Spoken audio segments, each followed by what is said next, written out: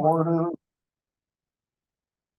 Call to order the Green Bay Housing Authority meeting for Thursday, Thursday, January 18, 2024. It's 10:30. We'll get the meeting started.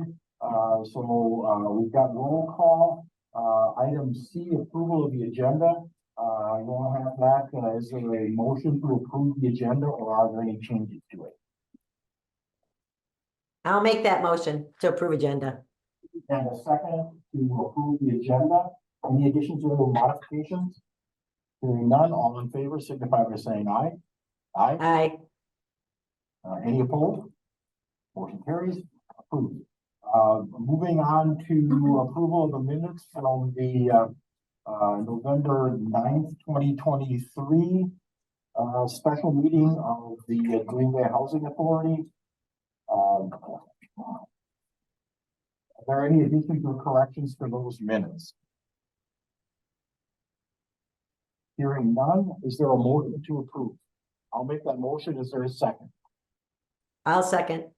All right, we have a motion and a second to approve the November 9th meeting minutes of the special meeting of the Housing Authority. All in favor signify by saying aye. Aye. Any Aye. opposed? Motion carries. Moving on to regular order of business.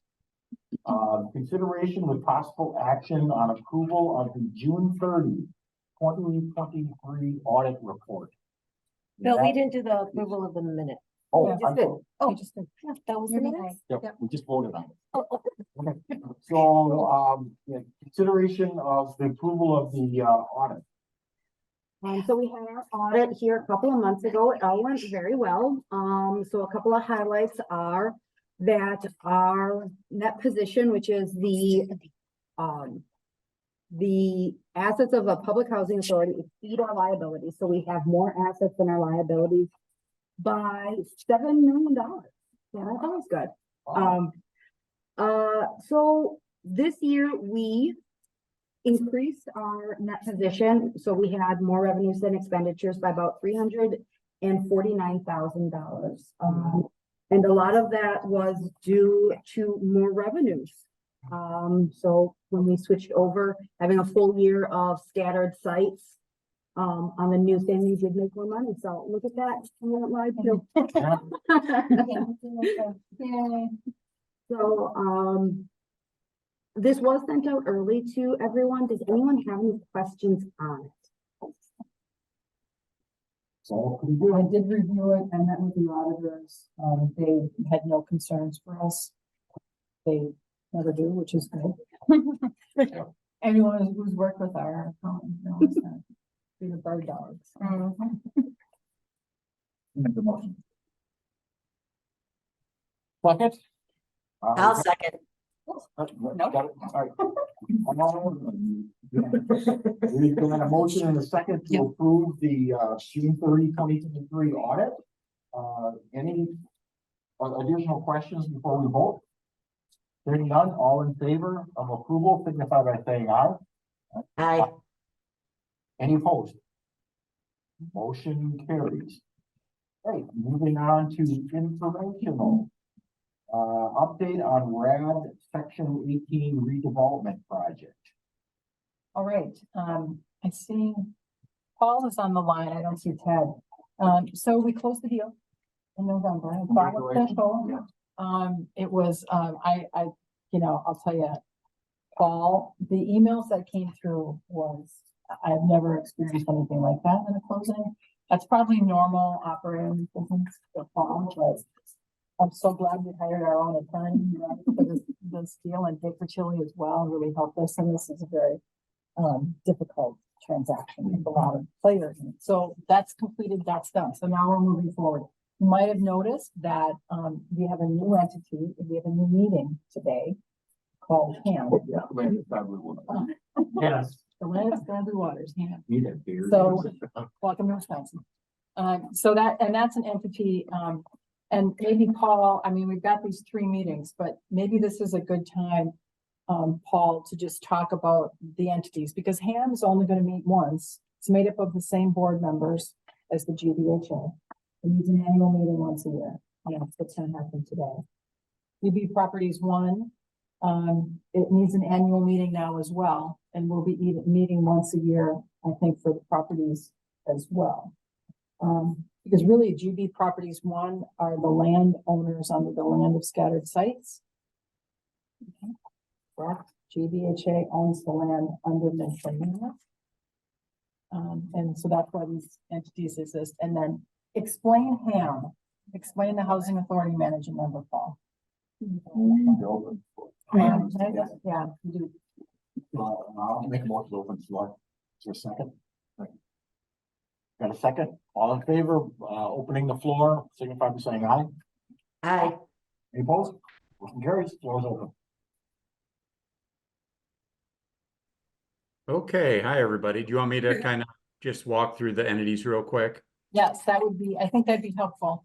Okay, sure. Yeah, and these are, you know, the same as they're the same entities as what we discussed when we had the prior meeting to kind of go through all the resolutions. So just to kind of give you that backdrop, it's not something new since that time, but it's, you know, relatively new. So if you recall, you know, Cheryl just mentioned, we've got GBHA owns the land underneath Mason Manor, and then leases that on a long-term ground lease to our newly created entity that involves the tax credit investor. And that's how we got the new money into the deal. An entity was formed called Green Bay Housing Authority Properties, LLC. And it's 99.99% owned by the tax credit investor so that they can claim the tax credits on the affordable housing. So that's kind of par for the course, kind of how you normally set these things up. They are a long-term ground lease tenant of both Mason Manor and the scattered sites. Scattered sites are owned by the Properties Corporation. They have a long-term ground lease. And then once your investor exits in 15 years after they've claimed their tax credits, you'll essentially be on both sides of that transaction. And, you know, we can look at getting rid of the ground lease at that time if you'd like.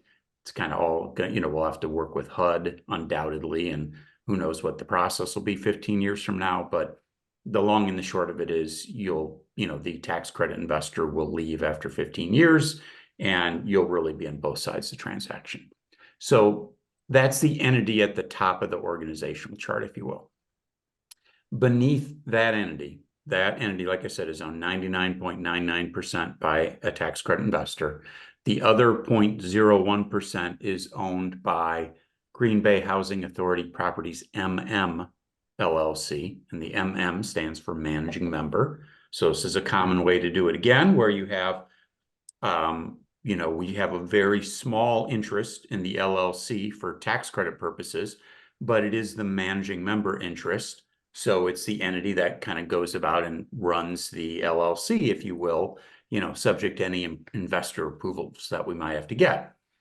And because we're co-developing this working with Gorman to develop it, while Gorman is involved in the deal until we get to construction, completion, and lease up, and during that time, they're providing guarantees and they're also getting a share of the developer's fee. That managing member entity is owned 51% by a Gorman entity and 49% by the housing authority in a big picture sense. And then, once we reach stabilization, Gorman will exit, and then the housing authority will be in total control of managing member. And what the new entity that you're talking about having the meeting today, HAM, that was created merely for a tax reason, because the tax credit investor prefers, for some very kind of arcane tax reasons, to not have GBHA itself be the 49% member of the managing member. They like to have what's called a blocker entity in place. So instead of GBHA being the member, we created this new LLC called HAM. HAM is solely owned by GBHA. So GBHA controls it. You've got kind of the same, because of that, it's essentially same board members, same officers, et cetera. It's, really just an alter ego, if you will, or under total control of GBHA. So we set up this single member LLC called HAM, and to kind of keep the corporate formalities up, and keep the entity in existence. Once a year, you should have an annual meeting and ratify what's been done that year and, reconfirm who the officers and directors are. And that's really about all it does. I mean, it's really under the total direction and control of the housing authority itself. So those are your entities. HAM at the bottom, being solely owned by GBHA, which owns 49% of a managing member until Gorman exits, which in turn owns that small managing membership interest in the LLC until the investor leaves. I'm sure that's clear as mud. I mean, it was spelled out that way. So this is Sandy. I'm a very visual learner. Unfortunately, I mean, you gave a good explanation, Paul, and I appreciate it all. Is there any way we can put this down like in a grid or Yeah. something that Yep. can just, yeah. Yep, we have an org chart. So As part of the HAM agenda, the third one down, that's attached to that agenda. So you- Oh, okay. I looked at the agenda, but I didn't go down further of that. Yeah, So if you look at the attachment, it's actually part of that HAM agenda. So thank you. So Paul, no extra work. okay. Yeah, HAM is the box on the bottom to the right. And then you can kind of follow the ownership up the trail, but it's really, But really, Paul, after, we're gonna have our annual meetings today of Properties One and HAM. I don't think we'll need to meet with those two entities any longer other than annually, right? For HAM and unless. yeah, I'm not aware of anything that really should come up in, I Right. think it's just, it, like you said, kind of getting them on a calendar to annually meet, just because when you set up a corporation or an LLC, you really should follow the formalities of an annual meeting just to make sure you got a current slate of officers and directors and kind of keep the formality going. But it can be very short and sweet. And I don't anticipate any reason that either one of those entities would be meeting anytime soon. I love all of that so much. Steve is sad that you won't have as many meetings. No, let's.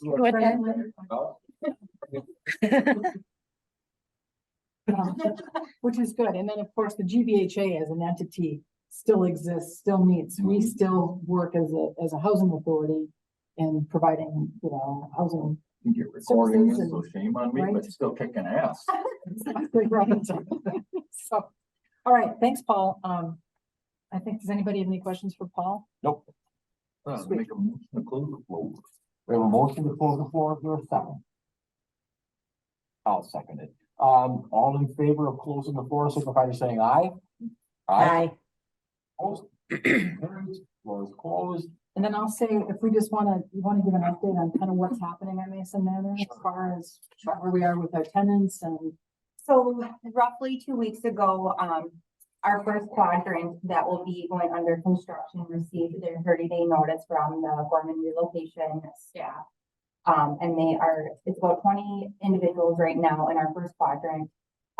They will be relocating to the other 3 in our tentative move date is the second week of February. So dependent on the needs of the tenant, either Gorman's relocation staff will come in and pack every single plate in a box, or they'll just transfer a couch to the new unit. So whatever the needs are of the tenant, the relocation staff is taking care of that. And our first move is again around the second week of February. So that first quadrant will be completely vacant and ready to go.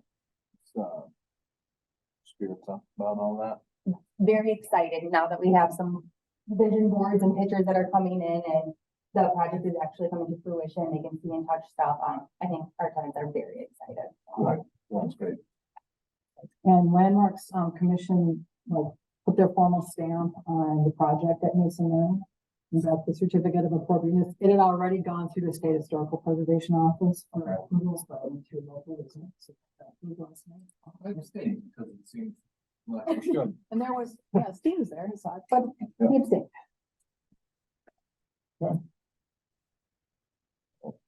Any further questions about RAD in section 8? You wanna share those two pictures that Pat has on her desktop to share screens or? Oh, yeah, if you wanna, if you can share the pictures so Sandy can see. Over this one first. He put a rendering over what it would look like with the new windows, right? Yep. So the windows will no longer open from bottom up and down. They'll be opening from left and right, so. Here, I'll try to zoom in to see the window. And much, Wow, much that's gonna be a larger. lot more The light windows in those will units. be a lot bigger. That'll be nice. Yeah. When the building was built, they had left to right windows, and then I think 25 years ago, when we put in new windows, they went up and down. So now we're going back to how they originally. I'm sure not gonna miss those air conditioners hanging around. Yeah, Oh. same.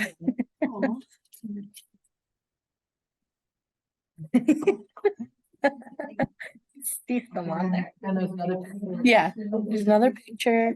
Stop sharing this one. And then there's this one. So this is kind of. This would be one of the accessible unit, but still the same counters, cupboards, appliances, flooring, throughout the building wide. Where is this? This is one of the accessible units. This is beautiful. Is this at Mason Manor? This is one of the renderings that they, of all the products that will be utilized during, construction. Very, very nice. The only thing I would caution is the distance between that skirt underneath the apron and the floor to make sure that's high enough for wheelchair use. Yes, because this is the accessible unit, so. Correct. Yep. That those measurements.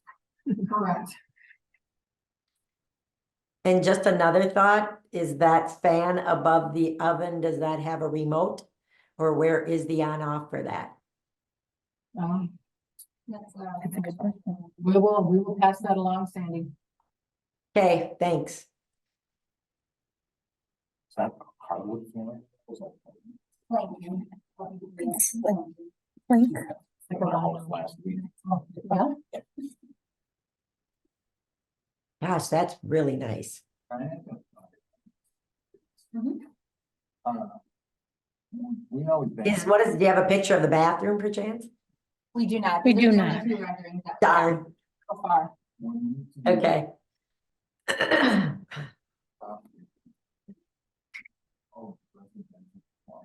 If you guys want me to look over any of the plans, I'm happy to do that before construction begins.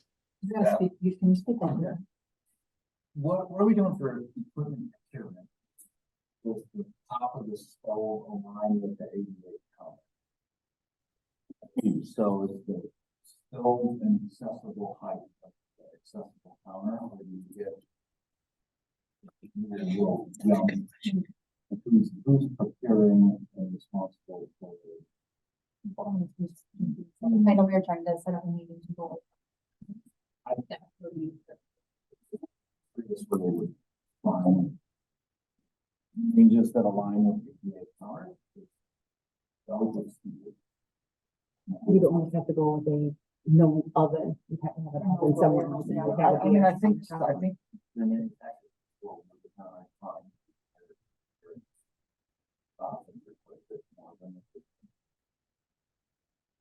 So you're gonna lower the countertop, right, so you can maintain the same, but then you. Yeah, countertops can be in between, so if you have somebody that sits, some people might like it, but if you're somebody in a wheelchair, then there's countertop regulation heights. But I would also recommend a single lever faucet instead of the two, because you could get one too hot, you can get one too cold, for that kind of stuff. Making sure pipes are wrapped underneath, those types of things. Or chilling and scalding. Writing this all down, Sandy. Good. Yeah, it's like, so like we have the dual faucets in our bathroom here. As long as they can be operated with closed fists is good, but majority of the people like single lever. both bathroom, and it's just easier to do with a closed fist to get both hot and cold going at the same time. That should be an easy enough thing to do, I would think. It should be, yeah. I believe in the U. It's just your fixture. We will increase our number from 4 to 7. Same with the shower in there. Hopefully we do a single lever faucet in the shower. Just while we're talking about that brings up another question. Sandy, what's an advisable type of refrigerator to have? One with refrigerator up above or in the freezer below, or a sort of side by side stuff? The side by side are difficult because the freezer is so small. So it's hard to get a lot of things in there and then get them pulled out, and you're still reaching up high. So many people prefer freezer on the bottom. Then doesn't that make it harder to access what's on? But at least you can get to like a minimum 2 shelves in the fridge. You Okay. just can't, it's harder to get to the top shelf. That's very true. But most people, so like when we replace our refrigerator here at Options, we're going with the bottom freezer. It's just, it's such a mess on the side by sides unless you get the larger freezer side, then it makes it easier. You still can't get to the top, but you still have a lot of layers going down. A lot of shelves going down, but you have to get the bigger one so things will fit in. Andy, I'm gonna connect our project manager for Gorman to you. I think it would be good to have a phone call just to talk to you about these things. I think would be good to do it on the front end. Absolutely.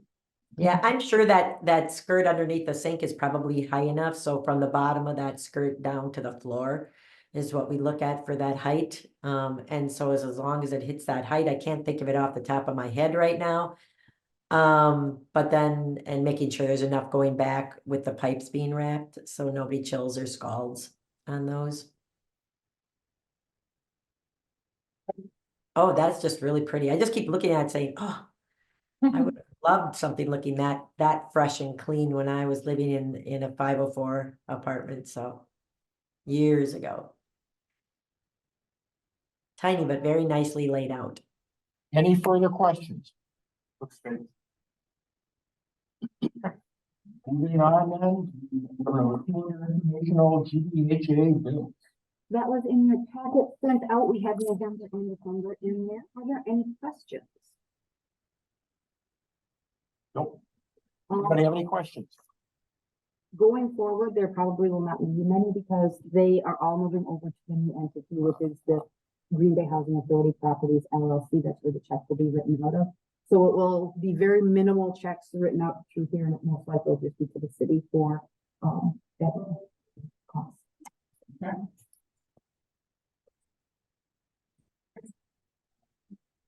And moving on to the GBHA financial report. Any questions?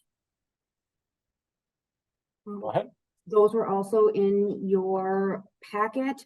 The only thing I wanted to kind of bring to light was our CFP, our capital fund program. We did draw down the majority of those funds due to needing it for our RAD conversion.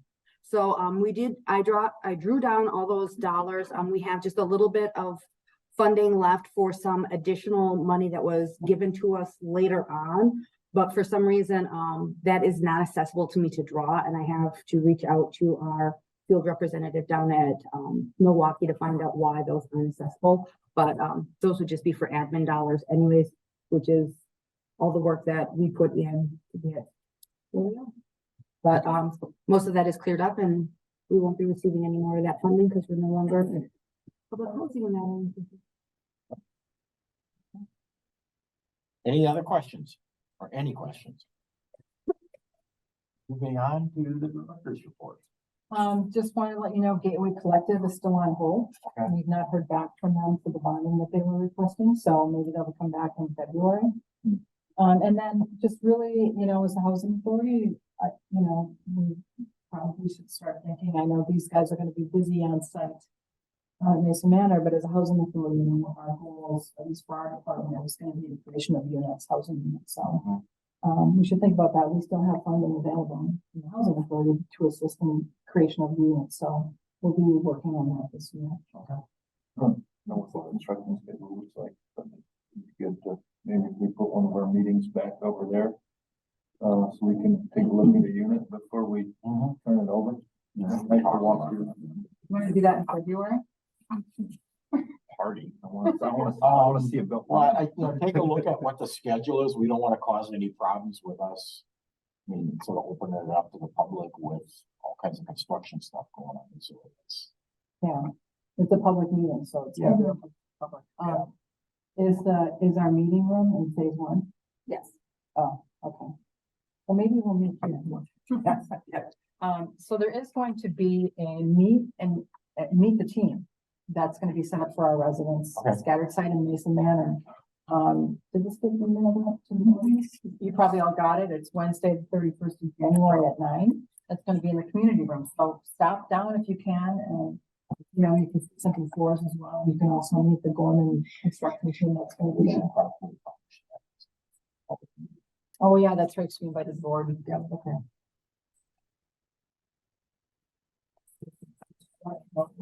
Are we gonna get to view any of the renovated apartments?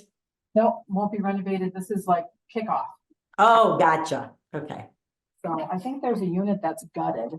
It's got it, nothing else. If you can see the real nuts and bolts of the unit if you want, but you can see an empty unit before.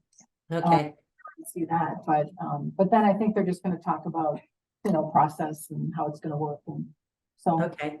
and there's gonna be donuts. That's a reason to go just for that alone. Woohoo! So just a quick question on those, Cheryl, and I don't know if I brought this up before, but are all the apartments gonna at least at a minimum be visitable? So when people, even though it's not an accessible unit, are people able to, with wheelchairs able to get in, get out, get into the bathroom, things like that?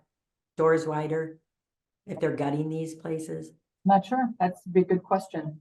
If they're gonna have like a zero entry, like no threshold, in other words, going in. I don't know if you. Yeah, and I mean, there can be a tiny threshold, but I mean, even just, so a lot of people stay to their own apartments if they can't go to the bathroom in somebody else's apartment, like they're gonna go there for the afternoon for cards, but I gotta go down to, you know, go up the third floor, but now I gotta go down to first floor to go to the bathroom during this, you know, card playing social event that I'm having in my apartment or having in their apartment.